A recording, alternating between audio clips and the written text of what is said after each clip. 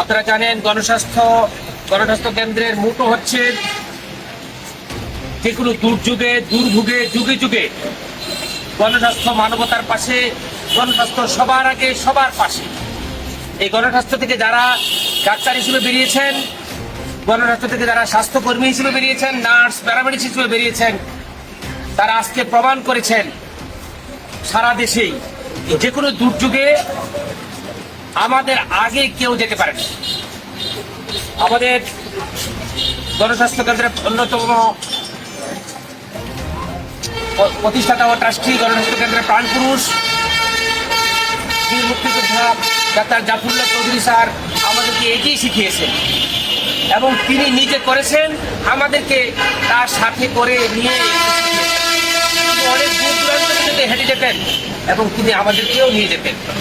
তিনি তার একটি অন্যতম কথা হচ্ছে হুকুম দিয়ে নয়, নিজে কাজ করে তারপরে অন্যদেরকে দিয়ে কাজ করাতেন, নিজে কাজ করতেন।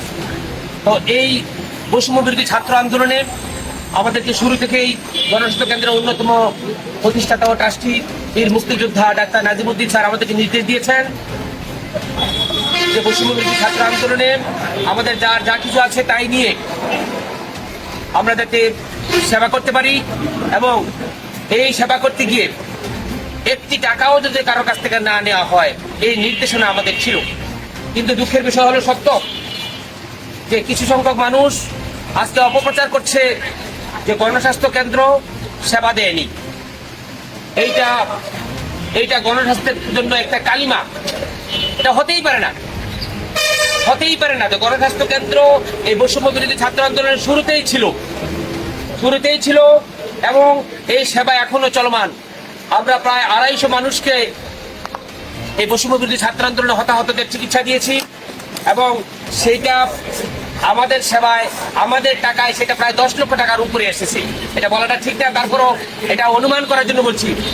এটা আমাদের জন্য 10 লক্ষ টাকা, তো অন্যরা যদি এই বিলটা করতো সেটার সাথে একটা শূন্য যোগ হতে পারতো, অর্থাৎ সেটা হতে পারতো 1 কোটি টাকা। তো এই বৈষম্য বিরোধী ছাত্র আন্দোলনে আমরা ছিলাম, আছি এবং থাকবো। যারা আজকে অপপ্রচার করছে তাদের বিরুদ্ধে একটি কথা বলতে চাই, অপপ্রচারকারীরা অপপ্রচার সারা জীবন অপপ্রচার, অভিযোগ সারা জীবন অভিযোগই থেকে যায় যতদিন না তা প্রমাণিত হয়।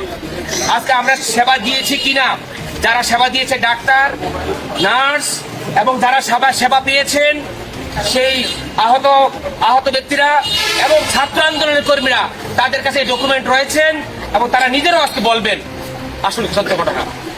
তো সবাইকে ধন্যবাদ আজকে